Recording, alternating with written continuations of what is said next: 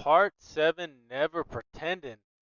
This is more reading comprehension, and this is a pretty important one. It's about the difference between retrieval questions or main idea questions. And you have to know this difference if you want to get the trick correct. All right, so let's start with the retrieval question because this is the type most students naturally understand. This is the type of question where you simply read the text, go back into the text, find the answer, and pick the answer choice that matches what the text says. This is what most students naturally understand how to do because we get questions like this on tests as we come up through the school system normally. So right here it says based on the text, and that's a key. In what way is the human mind like a flower? So these types of questions might say based on the text, they might say according to the passage, they might say what does the author state about. If it says any of those three things, we know we can find the answer in the text itself, and we just have to stick to exactly what it says. So in what way is the human mind like a flower? To be honest, this introductory part up here is basically useless on these questions because we know we can just find the answer in here anyways. So don't waste your time with all this up here on the retrieval questions if it says based on the text or according to the text. So let's go ahead and read this. As a fragile and lovely flower unfolds, so there we see lovely flower, its gleaming foliage on the breast of the fostering earth, if the dew and the rain draw it forth, so doth my tender mind flourish. All right, my tender mind. Here I have flower, here I have mind.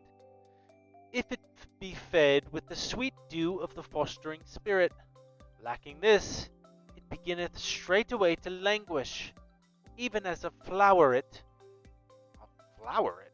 born upon dry earth, if the dew and the rain tend it not. All right, so more poems up here. I actually read this 1909 poem. Yikes. Even if you don't know what dew is, we're talking about the rain. So something about how a flower flourishes if it gets rain or water. And so too, so doth my tender mind. If it's fed with the fostering spirit, it flourishes. But lacking this, it beginneth straightway to languish or die off, even as a flower born upon dry earth, blah, blah, blah, blah, blah, rain tended not. I don't know. All right, let's look over here at our answer options. A, the human mind is like a flower because it becomes increasingly vigorous with the passage of time. No, there's nothing about passage of time here. Just X that off. We don't see anything about time. Don't consider it. Stick to the text. B, it draws strength from changes in weather.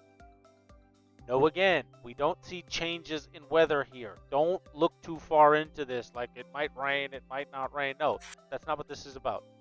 C, it requires proper nourishment in order to thrive. Okay, so the flower needs rain to flourish or thrive. Without this, it begins to languish.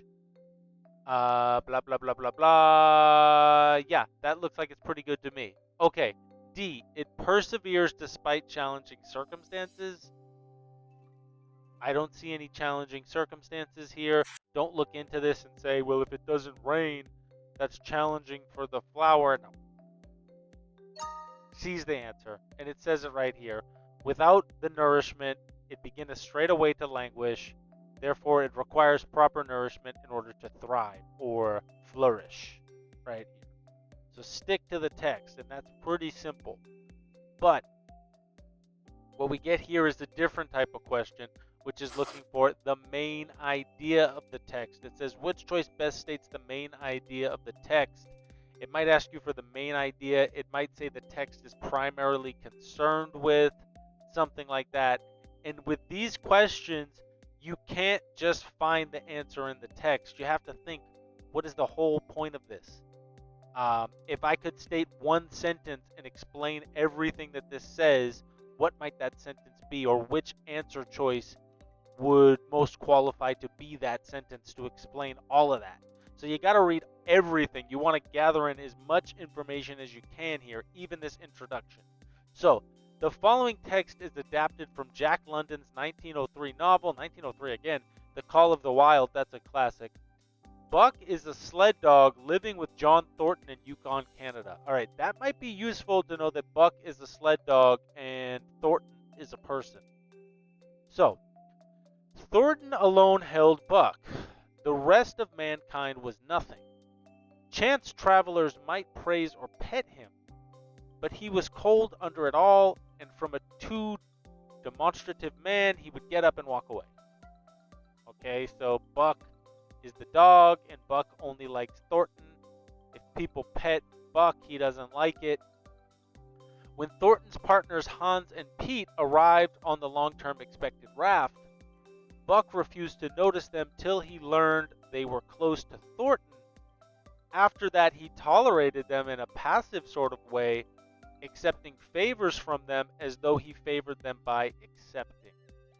So basically, the dog loves his owner, but not much nobody else or other people he doesn't really care for. Okay, so A, Buck has become less social since he began living with Thornton. No, we don't know who Buck lived with before, if Buck has lived with Thornton for his entire life, or if he became less social or anything like that. That's out of context. B, Buck mistrusts humans and does his best to avoid them.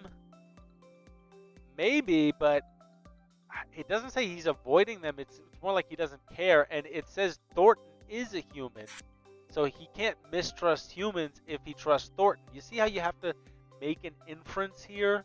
It doesn't say that, but you do have to think a little bit into it.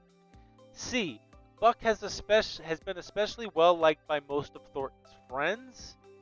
Maybe Hans and Pete arrived and Buck will talk to them because he sees that Thornton likes them, but that's not the point of this. We're not focusing on Thornton's friends. The focus is Buck and if he likes people, not if people like him. D, Buck holds Thornton in higher regard than any other person. Yes, ding, ding, ding.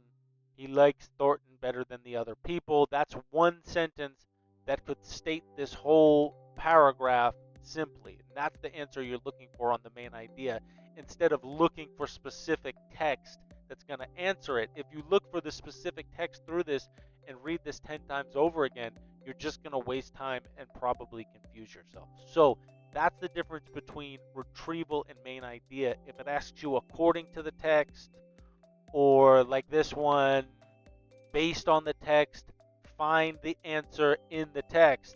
But if it's asking you for the main idea, read the whole thing and ask yourself which sentence would summarize that paragraph the best. Hey, are you going to take the SAT? Why not get an edge? You're competing against everyone else who's taking the test. And they are studying, they are preparing. And guess what? If you're not getting the score you want, it's not because you're not smart enough to get a high score. It's because you don't know the specific strategies for this specific test. If you really want to get an edge and get that higher score to get into the university of your dreams, come check me out on Fiverr. Doc English. I'm offering a 12-lesson course that will prepare you for this test, and you will have a huge advantage. Check it out.